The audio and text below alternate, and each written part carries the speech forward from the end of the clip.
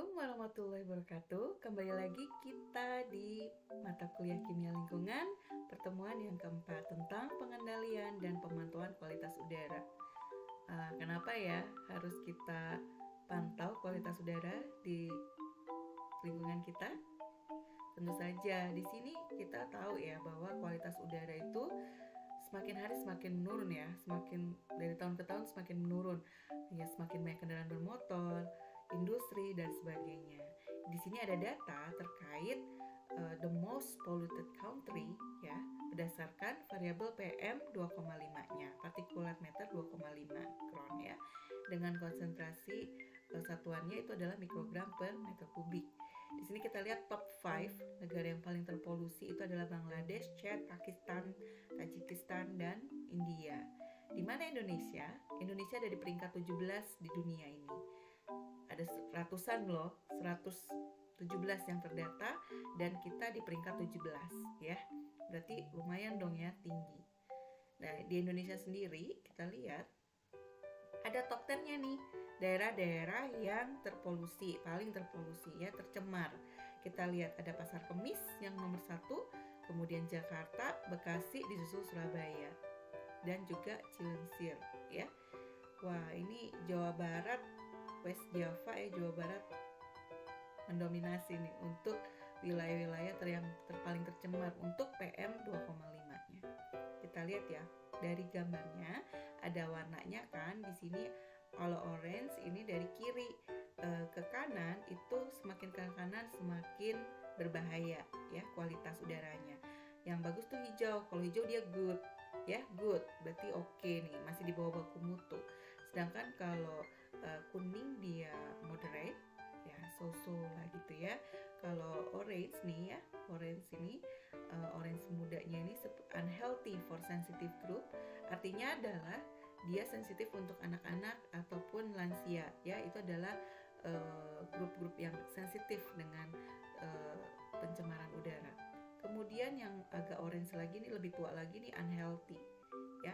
Kemudian kalau ungu very unhealthy, dan juga ada kalau coklat ini hazardous, berarti udah berbahaya banget. Kita lihat di sini untuk Pasar Kemis tadi kan nomor 1. Kenapa sih dia sampai menduduki peringkat nomor 1? Karena kita lihat PM 2,5-nya ini 87,7 ya. Ini 17,5 kali lebih tinggi dibandingkan standar WHO ya. Oke. Kemudian untuk Jakarta 84 mikrogram per meter kubik. Ini 16,8 kali lebih tinggi dibandingkan standar baku mutu yang ditetapkan. Kemudian di sini juga ada Bekasi.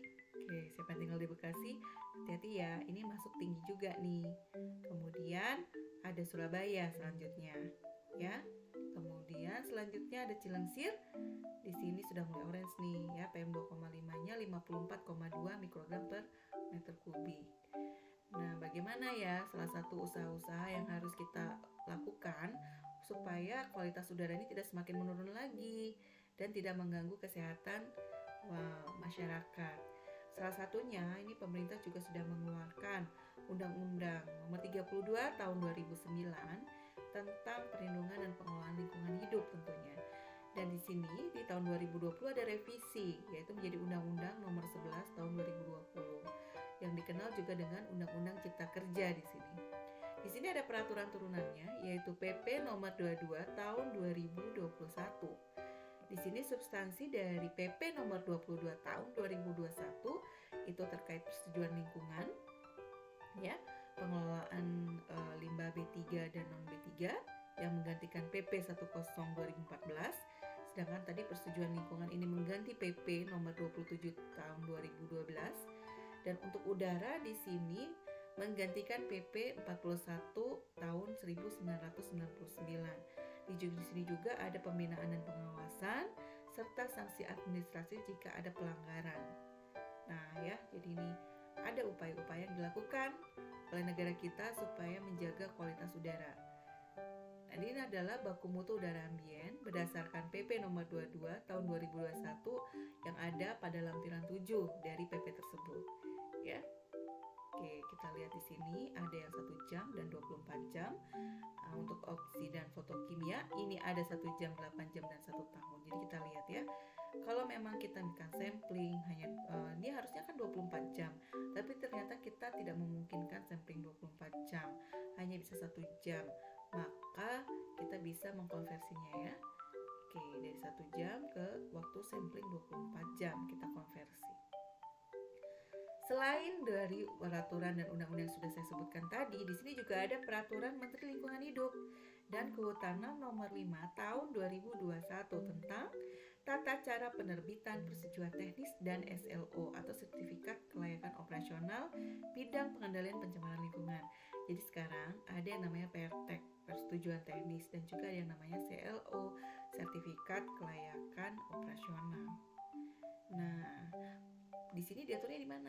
Di Permen nomor 5 ya, tahun 2021. Oke, apa sih pertek? Nah, ini definisinya ya, yaitu persetujuan dari pemerintah atau pemerintah daerah berupa ketentuan mengenai standar perlindungan dan pengelolaan lingkungan hidup ya, dan atau analisis mengenai dampak lalu lintas usaha dan atau kegiatan sesuai peraturan dan perundang-undangan.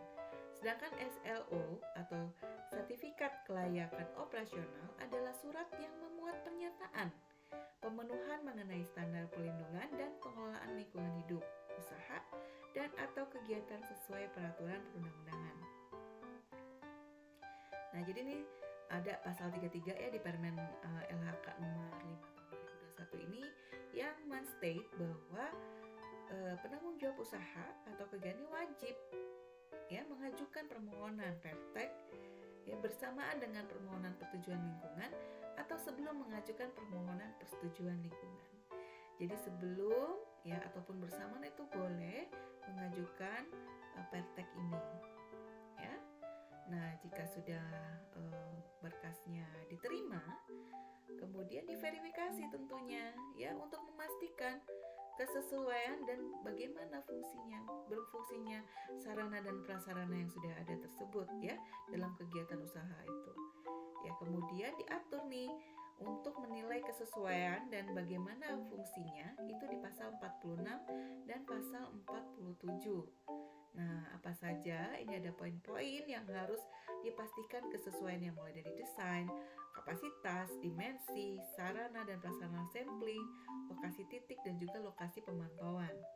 Sedangkan untuk fungsinya ini dipastikan di pasal 47 diaturnya, yaitu untuk mengevaluasi dan membandingkan ya, mulai dari parameter operasional, efisiensi sistem dan hasil uji emisi.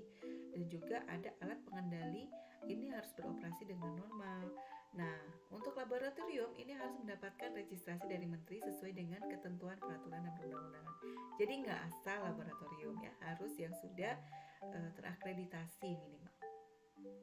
Oke, di sini ada 4 pasal 48 dari hasil verifikasi persetujuan teknis tadi, pertek tadi, ya, ini akan disusun dalam berita acara, ya, dengan menggunakan format yang sudah diatur dalam lampiran yang tak terpisahkan dari peraturan menteri ini. Ya, isinya itu berita acaranya menyatakan apakah kegiatan usaha ini sudah sesuai atau tidak dengan perteknya.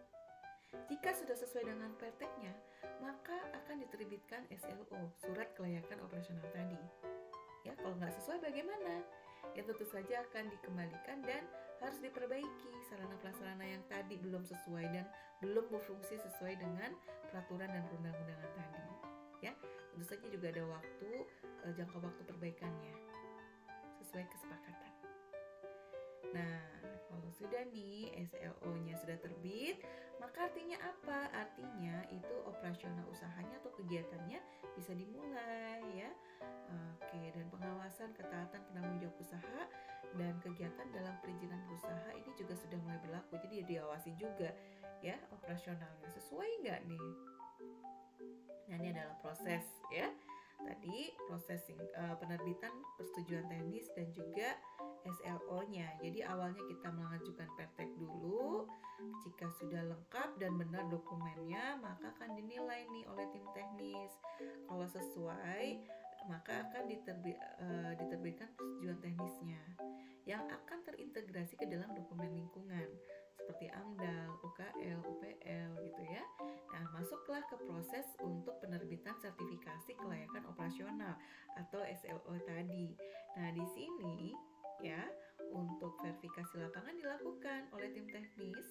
Yang di sini biasanya banyak tim ahli nih di sini ya. Kemudian ada penanggung jawabnya. Jika sudah sesuai, maka SLO ini akan diterbitkan dan tentu saja izin berusaha juga bisa dimulai. Kalau nggak ada SLO-nya gimana? Usahanya ilegal ya guys. Oke, untuk pemantauan kualitas udara sendiri, di sini ada pemantauan emisi dan pemantauan udara ambien.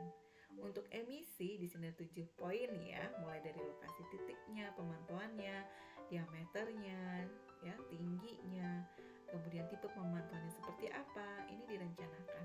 Sudah mulai diinventarisasi. Untuk yang kualitas udara ambien, ini ada lokasinya juga sama parameter laboratorium, metodenya mau seperti apa, kemudian frekuensinya mau berapa kali dalam setahun ya, atau dalam per 3 bulan atau per 6 bulan. Kemudian pengukuran parameter metodologi juga dilakukan ya, direncanakan, sehingga kita akan membawa alat-alat yang sesuai untuk bisa mengukur arah dan kecepatan angin, kelembaban, suhu udara, dan intensitas radiasi matahari. Oke, dalam lampiran nomor 12 Permen LHK nomor 5 tahun 2021 ini juga memuat tentang standar teknis pemenuhan baku mutu emisi. Lihat di sini ya, ada beberapa variabel yang menjadi deskripsi kegiatan dan juga rujukan baku mutu emisi. Nah, langsung ada rencana pemantauannya. Di sini kita sebutkan ya, bagaimana jenis pemantauannya, manual kah atau otomatis, kemudian frekuensinya itu mau berapa kali ya, dalam per 3 bulan atau per 6 bulan untuk mendukung prosesnya ya. Nah, ini bervariasi tergantung dari jenis usahanya juga dan kesepakatan dari SLO-nya tadi kan. Nah, dan desain sarana prasarana sistem ini juga ada teknologinya, bagaimana teknologi pengendalian emisi yang digunakan, kemudian juga ada operasional pengendalian emisinya ya. Nah, tentu saja ini ada biaya-biayanya ya.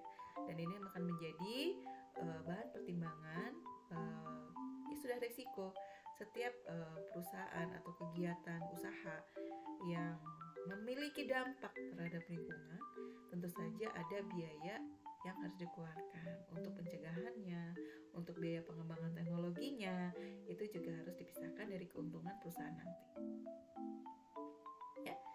Dan untuk manajemen lingkungan kegiatan emisi ini juga ada yang namanya sistem manajemen. Ya, sistem manajemen lingkungan ini melalui tahap perencanaan, pelaksanaan, pemeriksaan, dan tindakan lanjut ya. Jadi kalau ada evaluasi yang dilakukan dan ada tindak lanjut yang harus diperbaiki, kita perbaiki.